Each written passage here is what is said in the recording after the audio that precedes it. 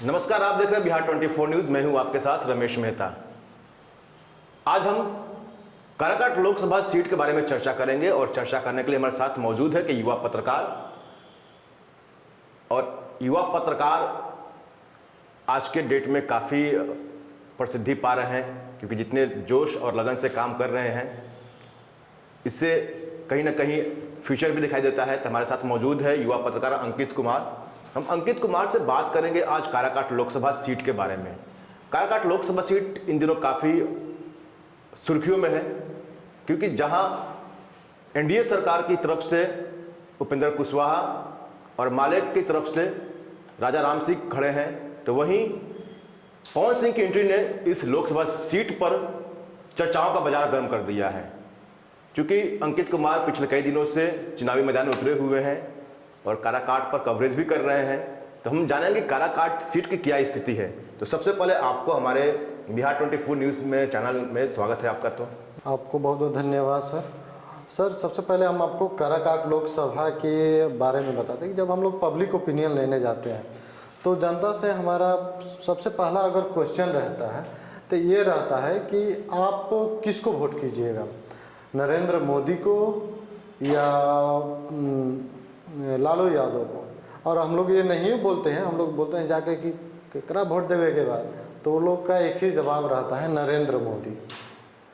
और जब से पवन सिंह आए हैं तब से युवाओं में तो जोश है, लेकिन गर्जियनों में अगर देखा जाए तो कोई उस तरह का जोश नहीं है, क्योंकि वो लोग अभी भी नरेंद्र मोदी पे विश्वास जता रहे हैं। तो अभी ये कहना बड़ा कठिन होगा कि मुकाबला त्रिकोणीय है। कि आपके अनुसार लोग वहां के नरेंद्र मोदी ज़्यादा फोकस कर रहे हैं, बहुत ज़्यादा। उपेंद्र कुशवाहा फोकस नहीं है इस बार। हाँ। कहीं ना कहीं वोट जो जा रहा है नरेंद्र मोदी के नाम पर जा रहा है। जी, आप ठीक कह रहे हैं कि नरेंद्र मोदी के ही वोट जा रहा है, क्योंकि लोगों का कहना है उपेंद्र कुशवाहा मजबूरी है, नरेंद्र मोदी जरूरी है। और हम लोग क्वेश्चन केकरा वोट देने के बाद तो डायरेक्ट वो लोग बोलता है नरेंद्र मोदी को। काम मुद्दा रहेगा तो विकास रहेगा, सामान्य निधि योजना, विपक्ष बोलता है कि 5 किलो राशन देने से। हम लोग को तो देख रहे हैं कि सबसे ज़्यादा बड़ा मुद्दा वहीं। पिछली बार अगर हम बात करें, पिछली बार चुनाव की बात करें, 2019 की बात करें, तो उपेंद्र कुशवाहा वहां से हार गए थे। तो हारने का मेन वजह क्या रहा है? क्योंकि उस समय भी वो एनडीए से अलग हो चुके थे। तो क्या ये मेन मुख्य बिंदु था क्या हारने का? देखिए, काराकाट का इतिहास रहा है, जब जब कोई भी कैंडिडेट एनडीए के साथ रहता है तो वो चुनाव मैदान में अपना विजय पताका लहराता है। पिछले बार यही था कि महाबली सिंह एनडीए के साथ थे, इसीलिए वो जीते थे। और इस बार भी निसंकोच हम कह सकते हैं उपेंद्र कुशवाहा भी भारी है, लेकिन पवन सिंह उपेंद्र कुशवाहा का टेंशन जरूर बढ़ा दिए हैं। और युवाओं का जितना जोश है पवन सिंह को लेकर, जाहिर सी बात है कि भाई काराकाट जो लोकसभा सीट है वो कुशवाहा बहुल सीट माना जाता है। लगभग 4 लाख के आसपास वहाँ पर कुशवाहा की जनसंख्या है। क्योंकि माले से राजा राम भी खड़े हैं, कुशवाहा समाज के हैं, उपेंद्र कुशवाहा भी कुशवाहा समाज से ही है, तो कुशवाहा का वोट तो बटेगा। तो ऐसे में क्या पवन सिंह को बेनिफिट हो सकता है? क्योंकि कुशवाहा के बाद वहाँ पर राजपूत वोट माना जाता है बढ़िया। देखिए, हम आपको कुछ जो वहाँ का जातीय समीकरण हम बताते हैं। सबसे पहले वहाँ के लोगों का कहना है कि अगर देखिए, राजपूत समाज से पवन सिंह आते हैं। राजपूत समाज के लड़कों से तो मतलब नहीं है, क्योंकि पवन सिंह को वो लोग देख रहे हैं। वो लोगों से ये नहीं है कि नहीं ये हार रहे हैं, ये जीत रहे, कोई मतलब नहीं उसको पवन सिंह। लेकिन जो गर्जीवन है, जो राजनीति को सूझबूझ रखते हैं, तो उनका एक ही कहना है कि अगर राजा राम सिंह जीत रहे हैं और पवन सिंह और उपेंद्र कुशवाहा हार रहे हैं, तो हम लोग पूरा वोट उपेंद्र कुशवाहा को दे देंगे ताकि राजा राम सिंह हार जाए। और कुशवाहा में भी एक नैरेटिव है कि अगर पवन सिंह जीत रहा है और राजा राम उपेंद्र कुशवाहा हार रहे हैं, तो हम लोग उपेंद्र कुशवाहा को समर्थन कर देंगे। तो वहाँ का राजनीति बड़ा दिलचस्प होने वाला है। अभी तो पवन सिंह आए नहीं हैं, माहौल उतना बना नहीं है। अभी तो उनके कुछ जो मैनेजर है, उनका एक छोटे भाई है ऋतिक सिंह, जो आए हैं, हम लोग देखे वहाँ गए थे। ये तो कह सकते हैं ना कि उनका यहाँ से लड़ना चुनाव बिल्कुल तय है पूरी तरह से। हाँ, निर्दलीय से चुनाव एकदम लड़े। अभी एक नए और वहाँ पर कलाकार की एंट्री हुई है, शायद वो भी कुशवाहा समाज से ही। नहीं, राजपूत समाज से है।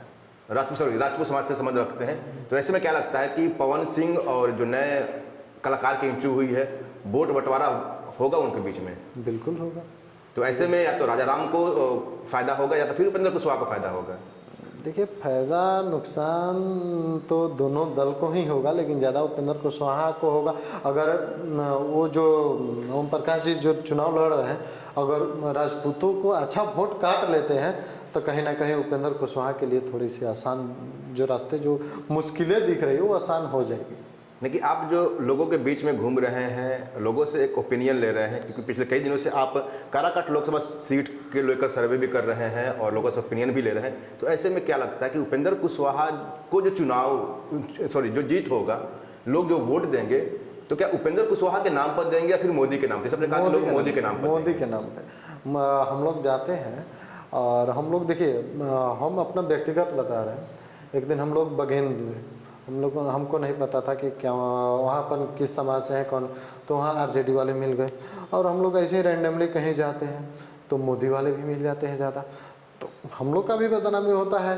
वो लोग बोलता है जो विपक्ष आ जाता है, एगो रहता है और सब पूरा मोदी का हावी हो जाता है, तो नहीं आप ये मीडिया है, वो मीडिया है। अब हम लोग करेगा, मोदी लहर इतना है, क्योंकि मैं भी खबरों को देखता हूं और उसमें यही निकल के आता है कि मोदी को वोट देना है, ये नहीं निकल के आता कि उपेंद्र कुशवाहा को वोट देना है। अगर पवन सिंह परास्त होंगे और राजा राम जी परास्त होंगे, उपेंद्र कुशवाहा विजय होते हैं, कहीं ना कहीं मोदी लहर का ही असर है और राम लहर सबसे ज़्यादा। यानी कि बात तो वही जो आपने कहा कि मोदी जरूरी है, उपेंद्र कुशवाहा मजबूरी है, तो लेकर लोग वहां पर वोट दे रहे हैं। बिल्कुल ये तो अगर उपेंद्र कुशवाहा जीतते भी हैं तो मोदी के नाम पर ही जीतते हैं। बिल्कुल जीतिए रहे हैं उन्हीं के नाम पे। यानी फिर विकास तो नहीं होगा गांव का, काराकाट क्षेत्र का नहीं, उपेंद्र, क्योंकि जब तक उपेंद्र कुशवाहा भी रहे कोई खास विकास नहीं हो रहा है, उसी को लेकर उपेंद्र कुशवाहा हारे भी थे। उपेंद्र कुशवाहा जी 2-4 को विकास बहुत बढ़िया बढ़िया किया है। जो काराकाट लोकसभा है, केंद्रीय विद्यालय दिए, वहाँ अधिवक्ता के लिए एक शेड बना के दिए, बहुत सारी चीज़ ऐसी योजनाएं हैं जो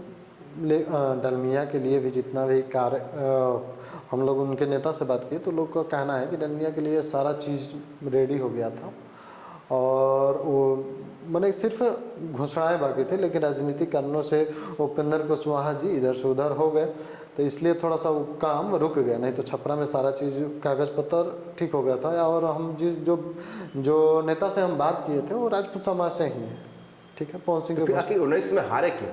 क्या मेन फैक्टर रहा हारने का उनका? एनडीए से अलग होना मेन फैक्टर रहा उनका? नहीं, मोदी लहर मेन फैक्टर। 2014 में जीते मोदी लहर, 2019 में महाबली सिंह जीते मोदी लहर, 2024 में अगर उपेंद्र कुशवाहा जीते हैं तो मोदी लहर। मोदी लहर के सामने ना पवन पावर स्टार चलने वाले हैं, ना तेजस्वी यादव चलने वाले हैं, ना देखिए माले का कोर वोटर कौन है?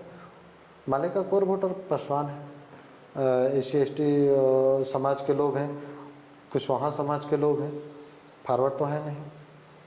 और चिराग पासवान अपने समाज में और खास करके अपने समाज या दलितों में भी बहुत मैंने इस तरह से मैंने अपना स्थान बना लिया है कि कोई माले का अब वोट बैंक हमको नहीं लग रहा है कि काराकाट में है। यानी कि जितने भी हमारा महादलित वोट है वो चिराग पासवान को देखते हुए सब चला जाएगा उपेंद्र कुशवाहा में, यानी कि एनडीए में चला जाएगा।